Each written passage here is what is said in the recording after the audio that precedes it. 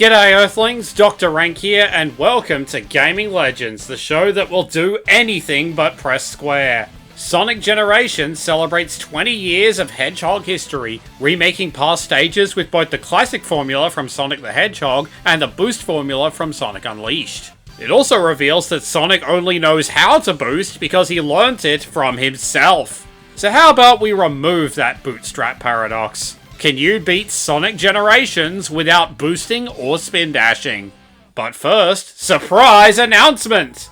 Have you ever wondered what it would be like if Crash Bandicoot got the Generations treatment? Well, wonder no longer. Introducing Crash Generations, a work-in-progress music and texture mod that makes Sonic Generations a lot crashier.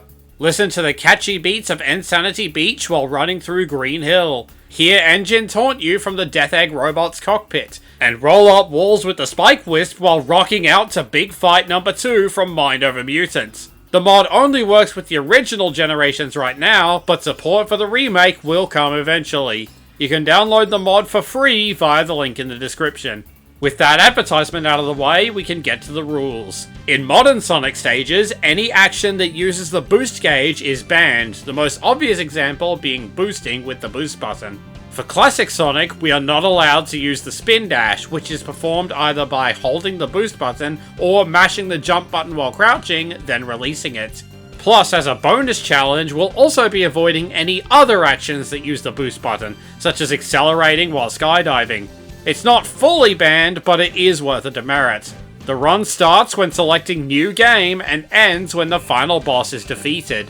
And finally, the Shadow Generations campaign is not within the scope of this video, but it will get its own video in exactly 1 week.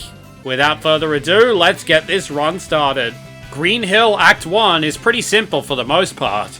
You'll want to take the higher paths for Classic Sonic whenever possible, though my run ended up taking the bottom path and running into a half-pipe slope. Thankfully, there's a horizontal spring just to the left of it we can use to run up it.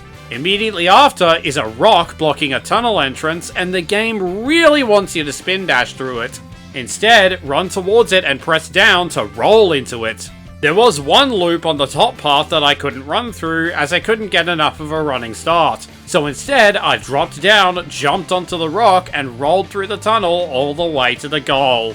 Green Hill Act 2 is our first modern Sonic stage. Speed is obviously going to be our weak spot in a boostless run, but we're not completely devoid of it. In the Sonic X Shadow Generations release, holding the jump button in mid-air causes modern Sonic to do an air dash followed by a drop dash. This propels Sonic forwards at high speed, albeit for a short time and slightly slower than boosting. And the air dash itself can be used for extra forward momentum in the air, making platforming easier. The bad news is, drop dashing doesn't work while rail grinding, locking you into your initial momentum. The good news is, the Mega Chopper is literally just a decoration. With both acts of Green Hill cleared, we gain access to the skill shop, allowing each Sonic to equip unique abilities that will make this challenge easier. I recommend giving athleticism to both Sonics, making you lose less speed uphill and underwater, and speed up to modern Sonic, increasing your running speed. Those two skills come in handy in Chemical Plant Act 2, where we have to run up a steep slope that doesn't give enough space for a drop dash. Unfortunately, we don't have enough speed to reach the very top path, forcing us to briefly dip down into the water. We're also not allowed to dive during the skydiving section, as diving uses the boost button, but it lasts like 10 seconds anyway. We have to go swimming again immediately after, which leads to this vertical wall. We can just barely climb it with a running start, letting us breeze through the rest of the level. Chemical Plant Act 1 has a container that you're supposed to spin dash through, but just jumping on it will break it, and the spring will still clear the gap at the default run speed. Unfortunately, I messed up the jump from the water slide and couldn't make it through this loop, forcing me into the bottom path once again. That eventually led to this wall with barely 10 meters of running space beforehand. This situation would be impossible to overcome in the original Generations. So it's a good thing we're playing the remake. In Sonic X Shadow Generations, Classic Sonic has the drop dash as an equipable skill. It doesn't provide as much speed as a spin dash, but if we land it on the start of the slope, we can jump off and land on the spikes. and if we have the sure-footed skill, we can start moving almost immediately after taking damage. Just jump and roll through the final containers and you've reached the goal. In Sky Sanctuary Act 1, we're supposed to spin dash through this hole, but we can just do a slow roll instead, which launches us out the other side anyway. There are multiple different routes to the goal, and I ended up taking the one that leads to the middle star ring. It did have one steep slope, but this time there's a conveniently placed power sneaker nearby to increase our run speed. Sky Sanctuary Act 2 is a total pushover, and I even managed to get all 5 red star rings. This unlocked the Gauge Rebooter skill, but since all it does is refill the boost gauge when you die, it is completely useless. The rival battle with Metal Sonic was a bit harder than usual. Since we can't spin dash, we can't catch up to him as easily. And in case you thought the drop dash was cheating, good news, we can't use it! Skills can only be used in the main stages, not boss fights. Luckily, there are certain moments where Metal Sonic slows down enough to get a hit in. The final hit is more difficult, but if you take the low path and jump with the momentum from a downhill slope, you can just barely catch up. Before fighting the Death Egg robot, we need to collect 3 boss gate keys. There's 1 key in each stage awarded by completing at least one of the 10 challenge acts from that stage. I personally went with High Speed Challenge from Green Hill, Invincibility Challenge from Chemical Plant, and Ring Time Challenge from Sky Sanctuary, none of which presented any issues. The Death Egg robot itself requires a bit of speed to get under him and bonk his egg butt, but just running normally is perfectly sufficient. Phase 2 is even easier, relying solely on precise platforming.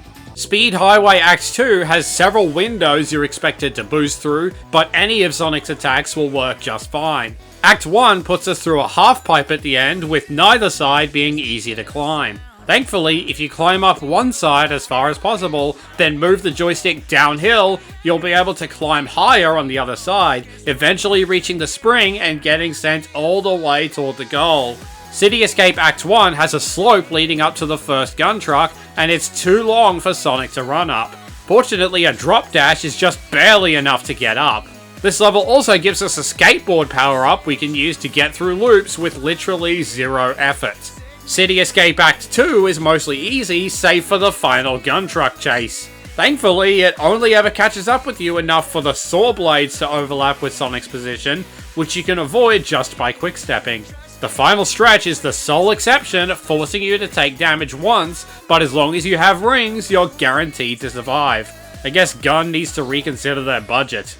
Seaside Hill is an absolute cakewalk, but I simply must show off how long my boost gauge got by the end. For the Dreamcast era challenge acts, I did High Speed Challenge 2 from Speed Highway and High Speed Hijinks from Seaside Hill. I tried the Thunder Shield challenge from City Escape, which could potentially unlock a new skill for Classic Sonic. Unfortunately, I ran into the same uphill slope, this time without access to the drop dash. So I did Dash Ring 1, 2, 3 instead, which was much easier. Perfect Chaos is fought mostly over water, and Sonic can't stay at the surface without boosting. Thankfully, most of the water is shallow enough to stand in, and the parts that aren't have land roots above them. Hits 1 and 3 allegedly require boosting to reach Chaos's core, but you can just run normally with the dash pads instead. Shadow the Hedgehog was the hardest rival battle in the run. The gimmick with this battle is that both Sonic and Shadow are racing to collect power orbs. Whoever gets 2 orbs first unleashes a super attack against the other. The orbs move pretty fast, so our only hope of catching up to them is to spam drop dashes as fast as possible. Once we do get both orbs, Sonic's super attack is to boost forward into meteors to slow Shadow down, then boost into him to drain his ring supply. This boost happens automatically without pressing the boost button, but it does still drain the boost gauge. I did have the thought of skipping the super attack altogether, but my efforts were fruitless. Whenever we attack Shadow, he has permanent iframes until he gets at least 1 ring back. Even if we wait out Shadow's super attack while he has 0 rings, he just shrugs off our homing attack. We have to boost at least once to get that damn 4th Chaos Emerald. Crisis City Act 1, despite its difficulty, is fairly straightforward as long as you stick to the top paths. And even if you get stuck at a slope, you can overcome it with a drop dash.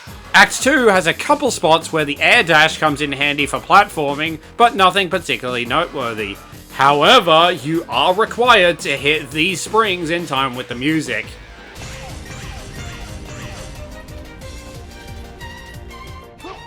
Then we get to Rooftop Run. Act 2 just has one spike wall that we can't outrun, but as long as you have rings, you can survive it.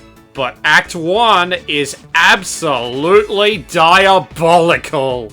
This enemy here gave me way more trouble than he should have, knocking me down from under the platform repeatedly. Eventually I just drop dashed straight through him in frustration. The cellar drained far too many lives, with almost every route leading to instant death if the barrels destroy the wrong platforms. Immediately after is this gigantic incline that not even a drop dash can get through. But if you land the drop dash as far right as possible, you can make it high enough to jump off the wall and land on the roof. But that's not even the hard part. The clock tower leads into this area with a half pipe. Neither the drop dash nor the spring give us enough momentum to reach the next floor. The only way out of here is to use the moving platforms to reach the area on the right, but those platforms crumble when stepped on, and the small one doesn't respawn, so you only get one chance. To make this easier, I went back to Chemical Plant and did the Aqua Shield challenge, which unlocks the Aqua Shield skill. It did have one quarter pipe with no room to drop dash even if I could, but I just bounced up there instead. I did have to swap out athleticism in order to equip the Aqua Shield, but trust me, it's worth it. Using the Aqua Shield, we can bounce off the platforms to reach our destination. But once we get to the clock face, we have a problem. In order to proceed, we must jump into the dial and charge up a spin dash with the boost button. I tried landing there with a drop dash, but it got cancelled immediately. Completing Rooftop Run requires exactly one spin dash. Objection! Sure, we're required to charge the spin dash, but the dashing part never actually comes to fruition. Spin dash cancels are a mechanic that exists in this game, usually performed by jumping while charging the spin dash. So the question is, does charging a spin dash and then cancelling it count as doing a spin dash? That's a great question, Cedric. To answer it, we need to throw Sonic Generations in the trash for a casual playthrough of Sonic Forces.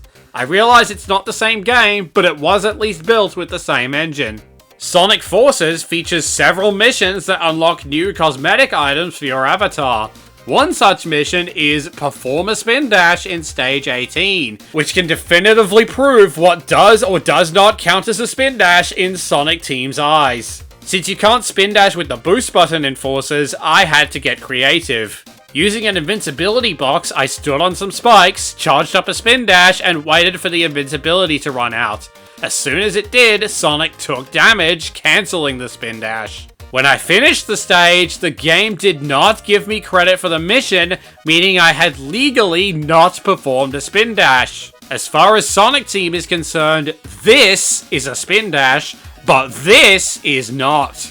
Which means that it is indeed possible to beat Rooftop Run without spin dashing. And in case you're wondering, no, the drop dash doesn't count either. Planet Wisp is thankfully much easier. Act 2 was already designed with slow platforming in mind. The only major change is that we can't make the minecarts move faster, but that's more of a mild inconvenience. Act 1 is similarly easy. Even if a drop dash isn't enough to clear an obstacle, the Spike Wisp literally lets you climb walls. There is this one spot where that's not an option, but we can just barely make it up on the first go thanks to athleticism. The flywheels move much faster if you spin dash in spike form, but they can still be operated with the joystick alone. For the modern era challenge acts, I did the Flame Shield challenge from Crisis City, which gives you an even stronger air dash than modern Sonic, Rooftop Rail Grind from Rooftop Run, and the Kart challenge from Planet Wisp. I also tried With Your Powers Combined, but I got stuck at this slope. Silver the Hedgehog is an absolute pushover, with only the traffic jam attack requiring even the tiniest amount of speed. But the Egg Dragoon is a different beast entirely. We can barely keep up with him in the 3D section, meaning the majority of damage will be dealt in 2D from the wall jump. Not that 3D damage is completely off the table. When Eggman's health is below half, he'll start using the laser attack near the start of the 3D section. If you grind along the first set of rails, you can just barely hit the cockpit.